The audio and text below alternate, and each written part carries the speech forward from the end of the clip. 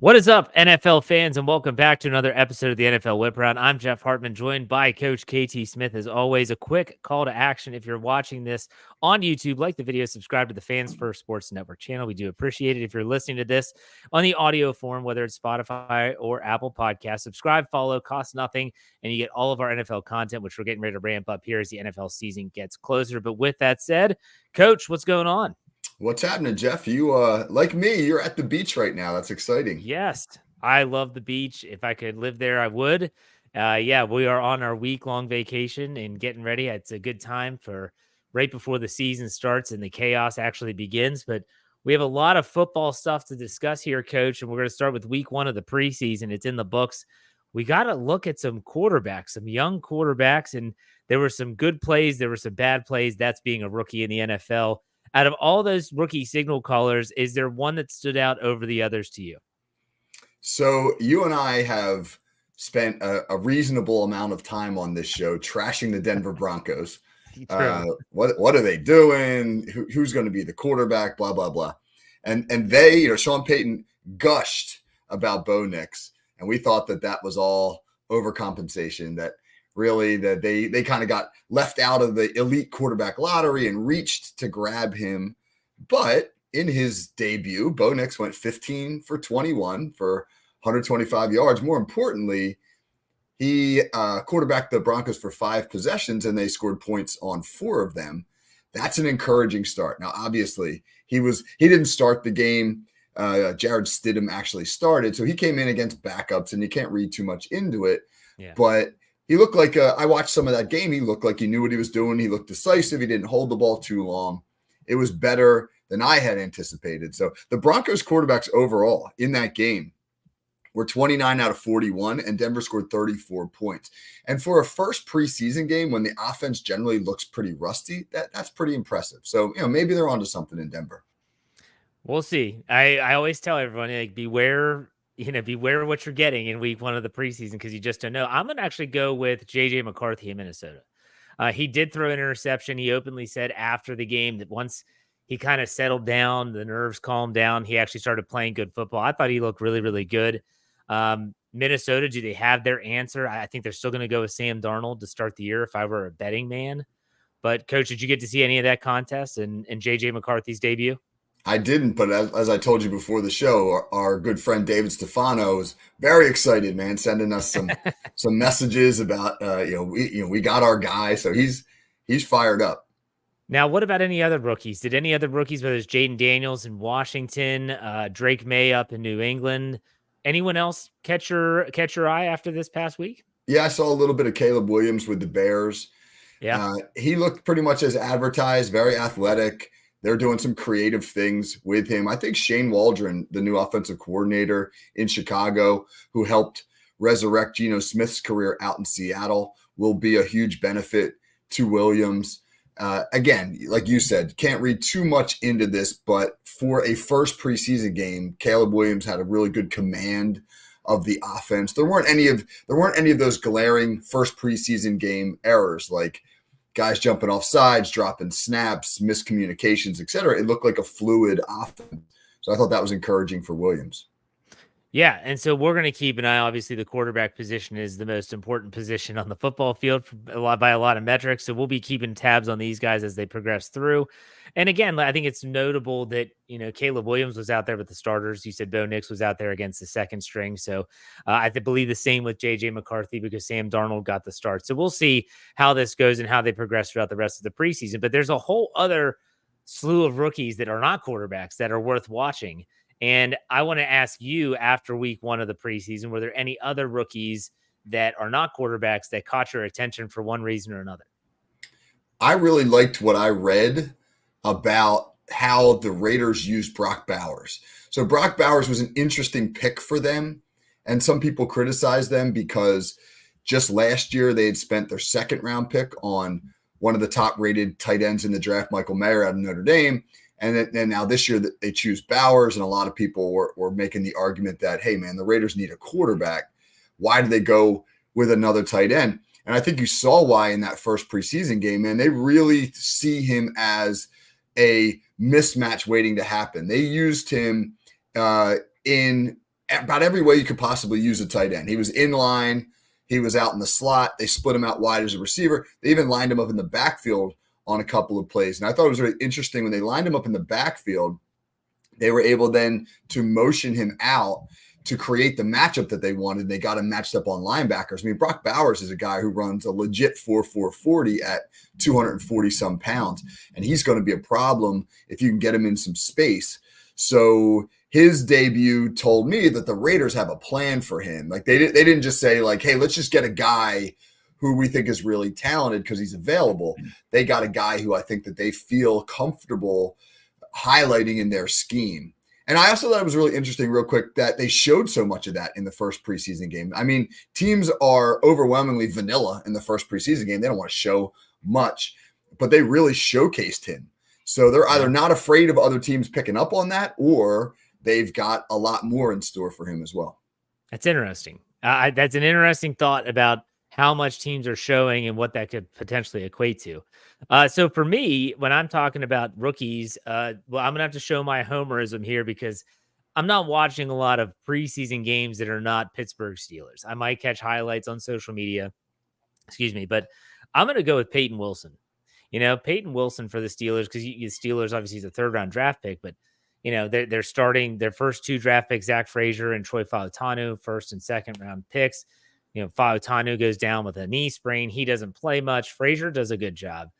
Roman Wilson, third round draft pick, wide receiver. He doesn't play due to an ankle injury. Peyton Wilson was the one everyone was watching. It's like, okay, here's a guy who plays a position that is noticeable because really, like, Zach Frazier's there and he's getting reps, but you really don't. You have to really focus in and hone your attention on him.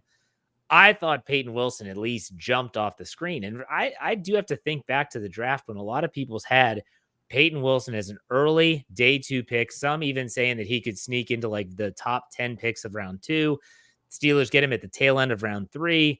I know you're doing a breakdown for the Steel Curtain Network YouTube channel as well as for our steelcurtainnetwork.com website. I thought he looked good, but there's a lot of people that disagreed with me. Coach, what was your take?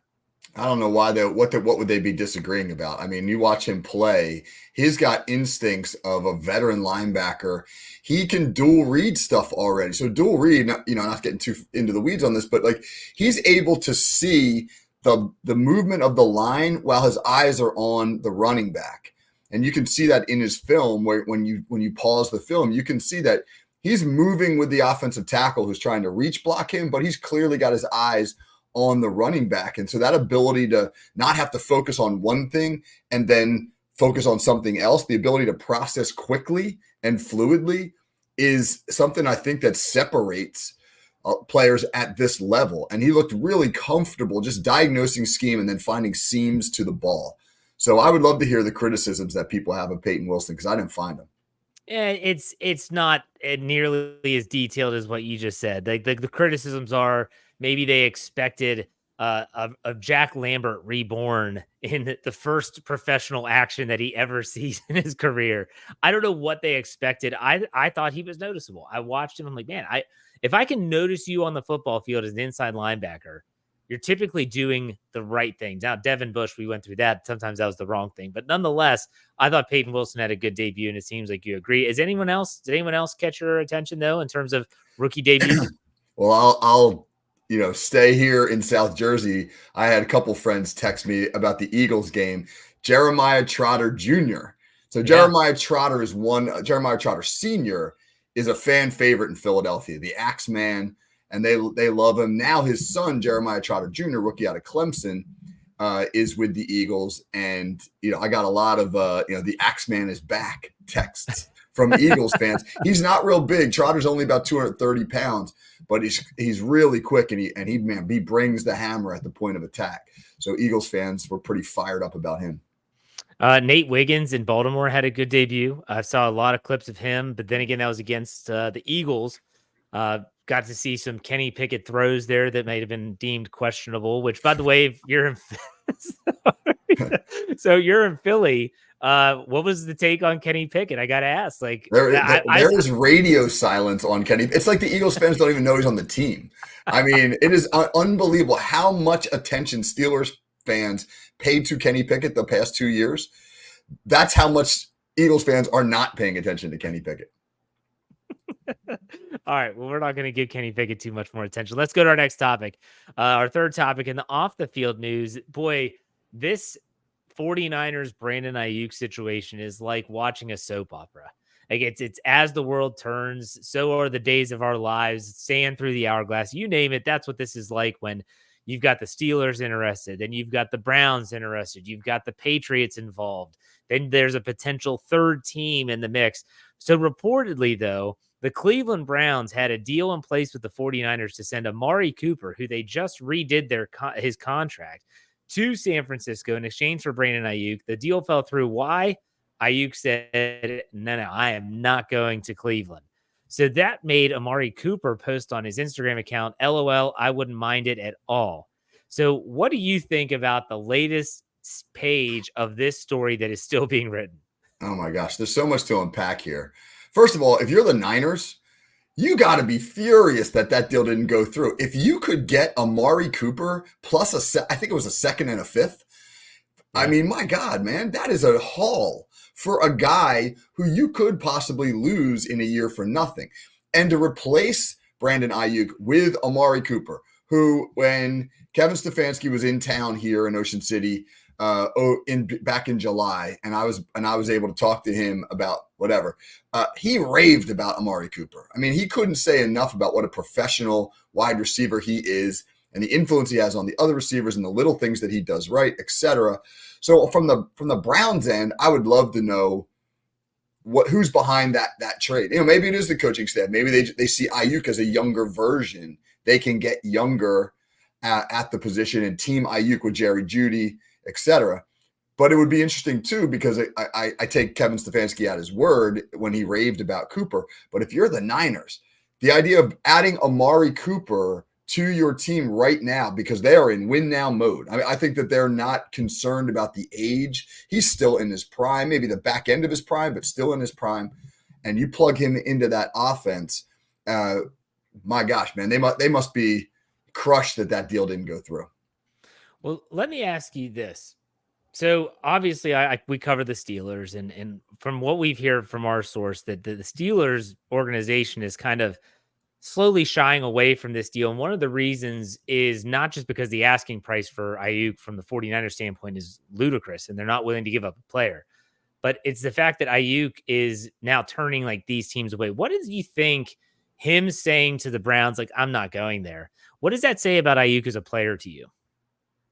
That's a good question. I'm not sure. I mean, there's a temptation to say, oh, he's selfish. He's a guy that, maybe he's not going to be a great teammate, a great locker room guy, etc.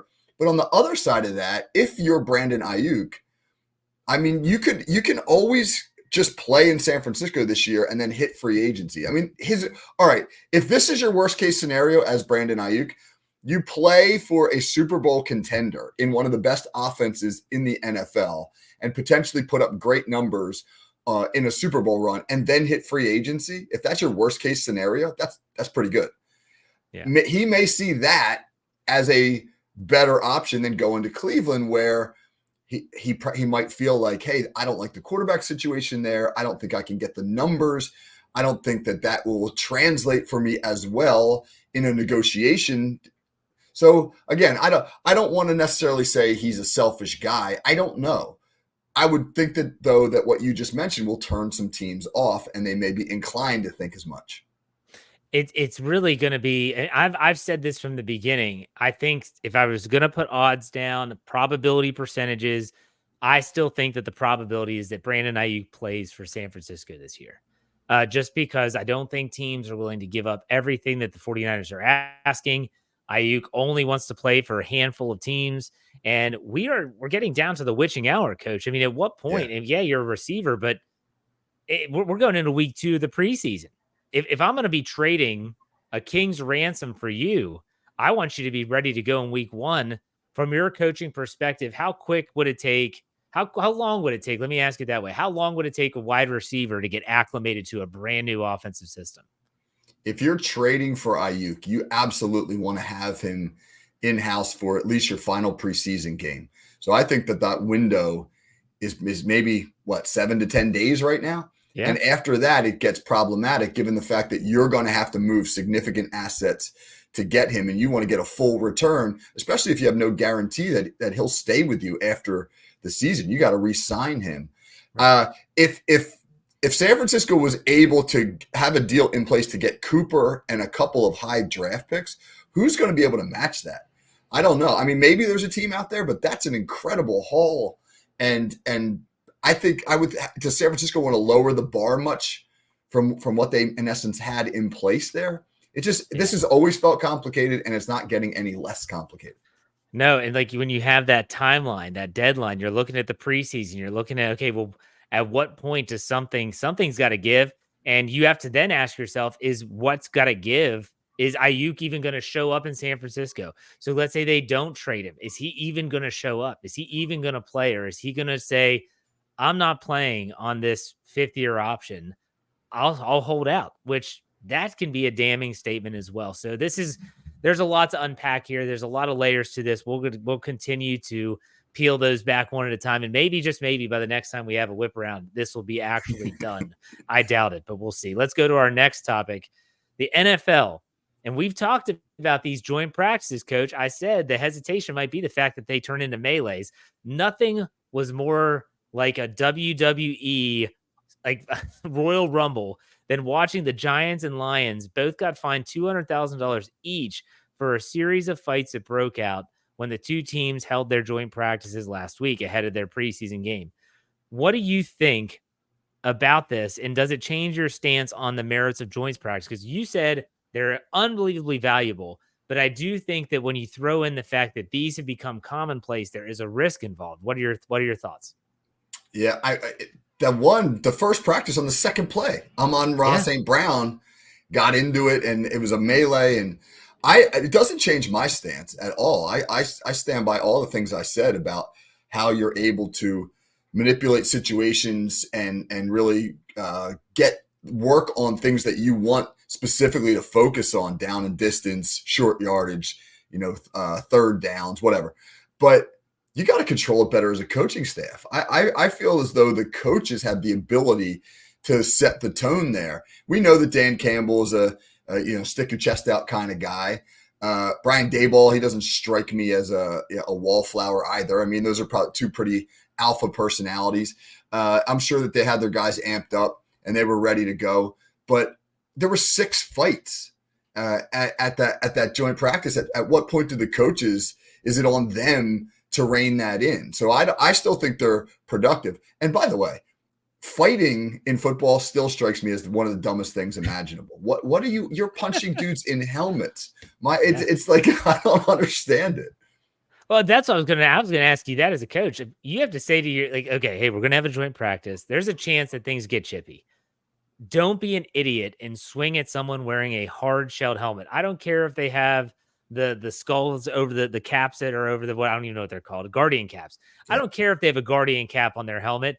You're going to break your hand. And then what are you good for us? Especially when you're watching Malik Neighbors and some of these defensive backs and wide receivers swinging haymakers at each other. Like, what are you doing? If you shatter your hand, you're out for at least a month. And then who knows? You're going to do us no good. I understand that from a coaching perspective, there is value, but is the risk worth the reward? $200,000 to these organizations is chump change. That is nothing.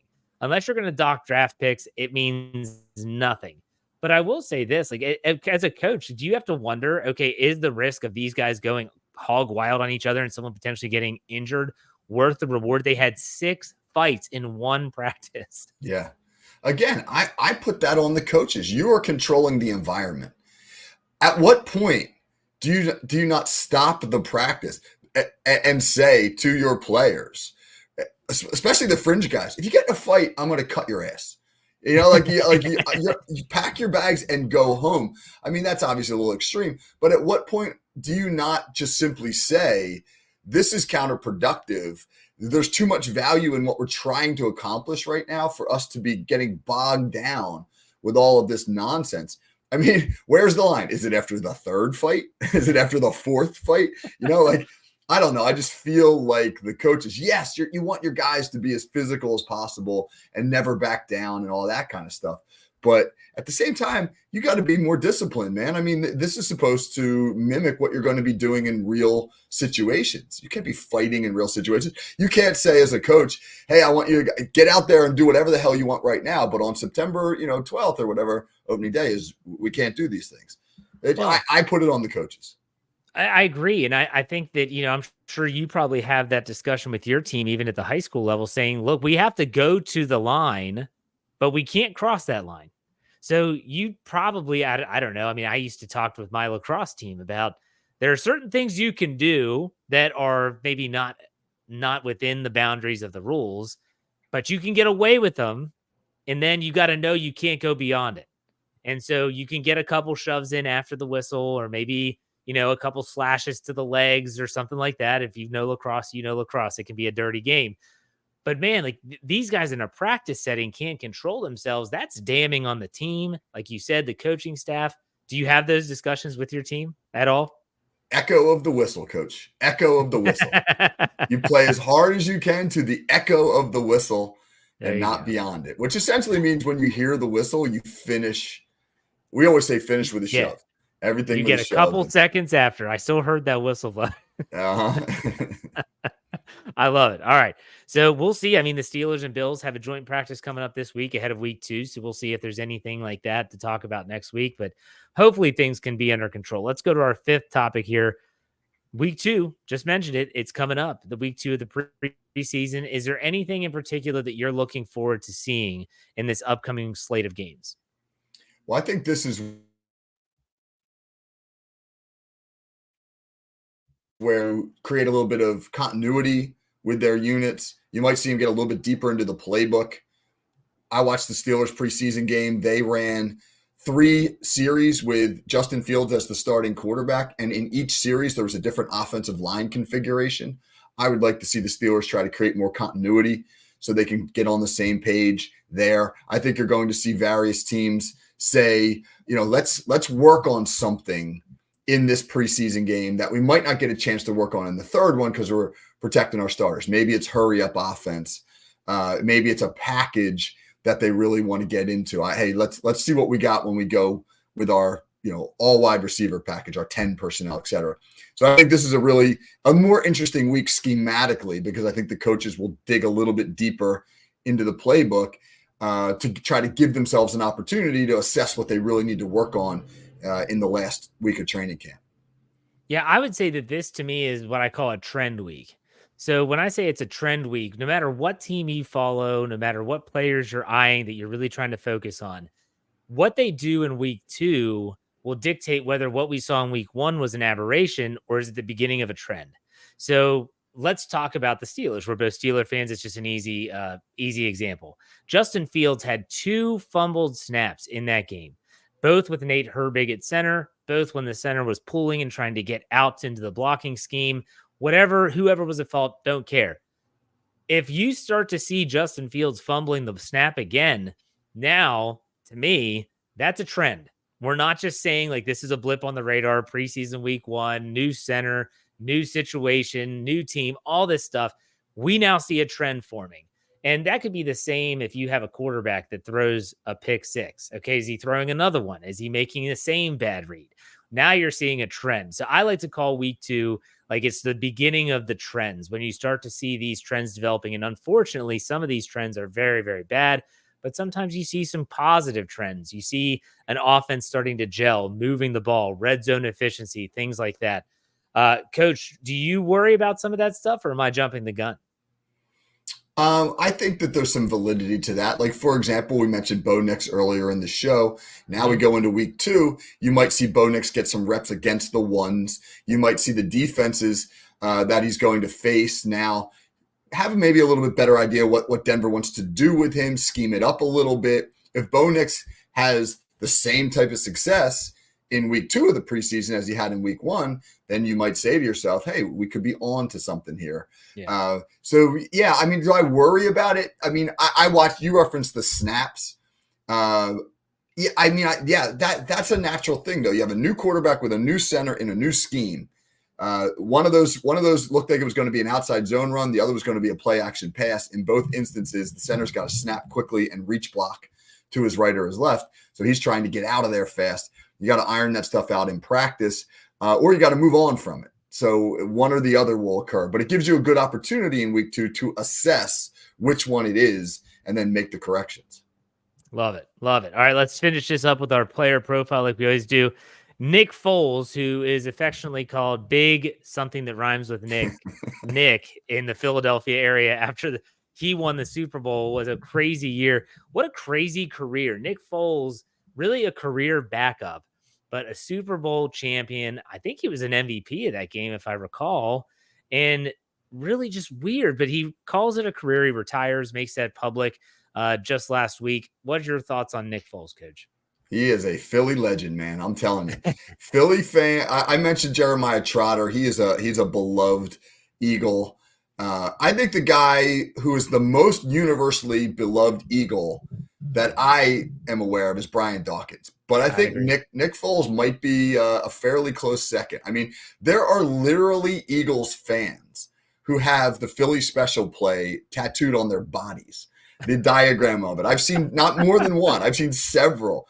Philly special. When you go to the beach here in Ocean City, inevitably, whatever beach you go to, somebody will be flying a 41-33 flag. That was the score of Super Bowl 52 when the Eagles beat the Patriots that Nick Foles engineered. I mean, it's the only Super Bowl Phillies ever won. It was a Super Bowl that took.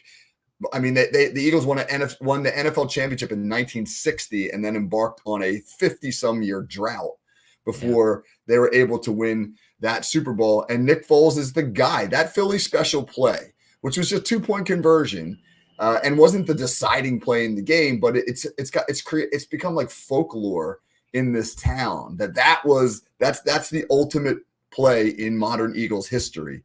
And Foles was the engineer. Foles called it on the sideline. You know, there's those film clips of him going over to Doug Peterson and saying, Philly, Philly. And Peterson just goes, yeah, let's do it. You know, like they're at practice or something, you know? So congrats to Nick Foles, man. That dude will never have to buy a meal in Philadelphia for the rest of his life.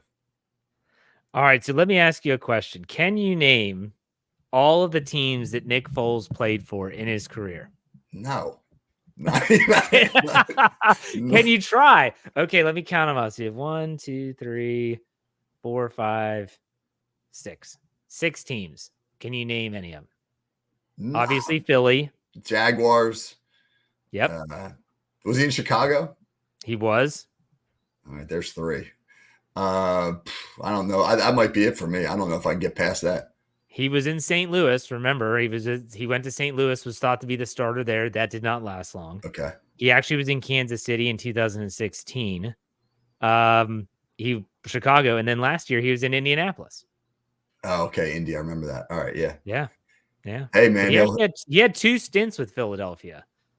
He was with Philly from 2012 to 2014. Then he came back in 2017 and 18. And that's when he went to Jacksonville. They paid him big money. He goes to Chicago, paid him big money. Then he goes to Indy, and he calls it a career. I don't know if you remember Jeff Hostetler. Well, West Virginia. WVU. Right? Yeah, exactly. West Virginia. Yeah, Jeff Hostetler was, career backup who, in that 1990 season, Phil Simms, Giants starting quarterback, gets hurt. Hostetler kind of comes in. I mean, he was built like Nick Foles. They had kind of similar frame, similar style of play, and takes the Giants on a Super Bowl run. They knock off the Bills to win the Super Bowl. And then, he didn't really do much after that, but he had his moment there. And just like Absolutely. Nick took advantage of it. So, congratulations to Nick Foles on a great career. He calls it but if the team calls, I'm sure he might be interested in coming back out of retirement. We'll see. But as of now, he is officially retired. So there you have it. Week 2, the preseason coming up. Coach, what's coming up on the call sheet?